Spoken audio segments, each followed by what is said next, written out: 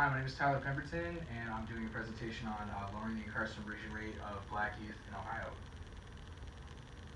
So the U.S. has a prison problem. The problem is that we have too many people in prison compared to other countries. Um, Also, the other problem is that black youth are incarcerated at a rate of 5 times more than white youth in this country and in every state. This is a chart showing the amount of black people compared to white, Hispanic, and American Indian or Alaskan natives. Clearly, the amount of black people being incarcerated is significantly higher than all of the other races by an aggressive margin. Um, so the problem here is that we're trying to figure out ways to lower the incarceration rate of black youth and figure out why this is a problem. And there are a myriad of reasons to that. The other problem that we can identify in the United States is that we also have a police problem. Police brutality has risen drastically within the past about 10 years due to different types of race tension in America itself. The police have always had a racial tension with black people specifically, and we'll get into that more as I talk about the history of this issue. But the problem we have here is that the police are arresting black people a lot more than they're arresting white people. Just a basic example, in 2013 they did a study showing illicit drug use between white and black people within a month and who were arrested. White people and black people clearly did not go by 10.5%. It's about the same around. And the margin of black people being arrested compared to white people is drastically higher than the white people. So clearly there's an issue here, and clearly black people are being arrested more than white people. So we're going to try and figure out why that is and how we can try and fix that. So historically, the police have been used to enforce racism and segregation. When black people were still slaves before the Civil War, the police were the ones that were arresting black, freed slaves or unfreed slaves, people who ran away. And after the Civil War, they were used to enforce racist laws and to enforce segregation.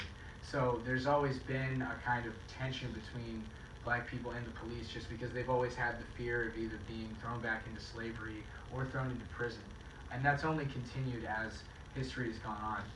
To move away from the police a little bit, not that they're the only ones to blame, the United States itself has pushed a lot of tough on crime laws that have really cracked down on crime, but also risen the amount of people in jail and the easiness it is to get put in prison for a long period of time.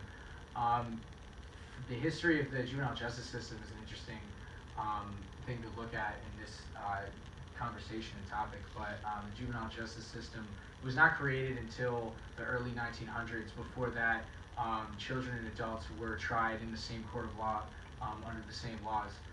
This was a split that was made in the late 1800s. Europe had already decided and had a big debate over if we were going to try youth as adults or not, and if we should separate that. The United States kind of followed suit in the 1900s. The first juvenile justice detention center, being called a House of Refuge, was opened in 1899 in Chicago, Illinois, Cook County.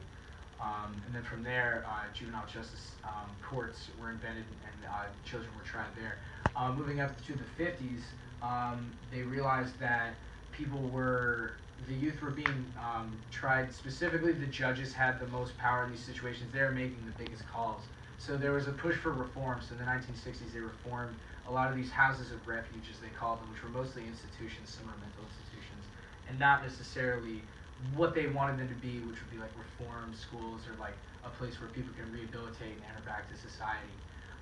In the 1960s, they made this push for that, and they started reforming a lot of that kind of stuff. And juvenile justice centers and juvenile detention centers were more what they are today.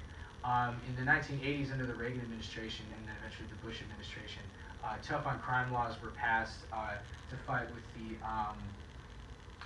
rising the war on drugs and a lot of other issues that were going on at the time. These tough on crime laws may have lowered certain rates of crime in areas, but what they mostly did was just raise the minimum sentences and the aggressiveness of all of the charges. So, if you were caught with a small amount of drugs on you, you'd be charged like it was a lot of drugs on you, and a lot of similar laws like that were kind of blown out of proportion. These laws felt unjust, and they put people in jail for longer periods of time, and then rose the recidivism rate of people being incarcerated for a very long period of time. And then to talk about another issue, the police have killed, specifically they killed more black people than they kill white people in America.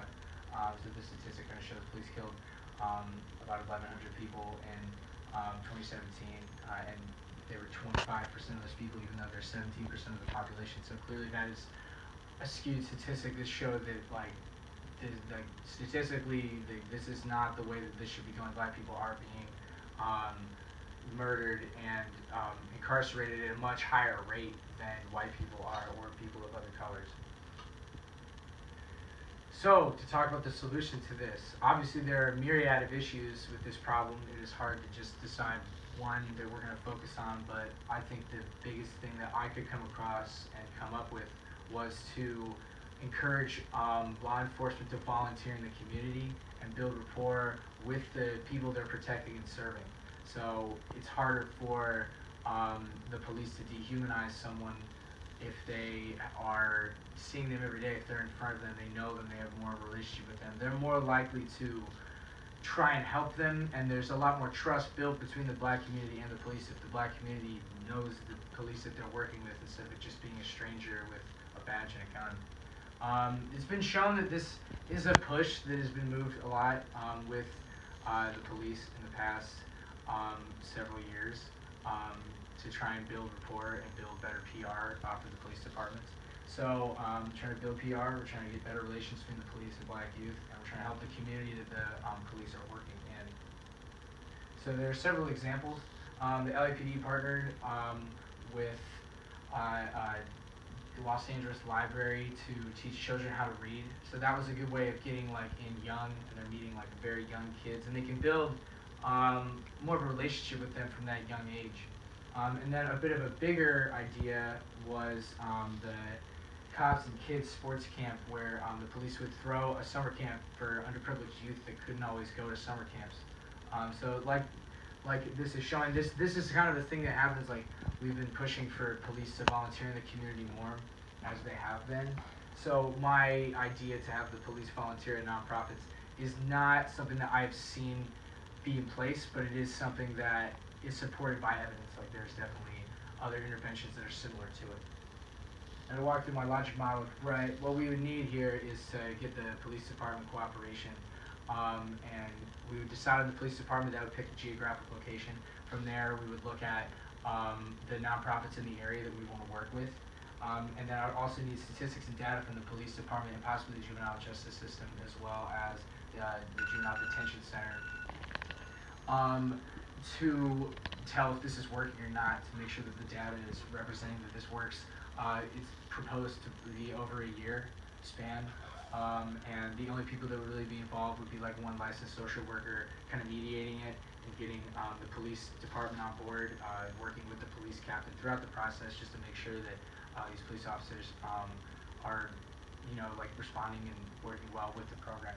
So the program would be every police officer in one precinct would volunteer at a nonprofit in the community that is heavily populated by black youth once a month. That's not a crazy ask, just because police officers work 40, possibly more hours a week. It'd be a lot to ask them to do more than once a month. So once a month for a year, that gets them in the community. It gets a lot of police officers in the community, and it allows black youth to be able to see and build relationships with these police officers. So kind of the outputs here would be the police department has to agree to partake in the program. We have to find nonprofits that want to work with us, and the incarceration rate amongst the black community has decreased in their youth specifically.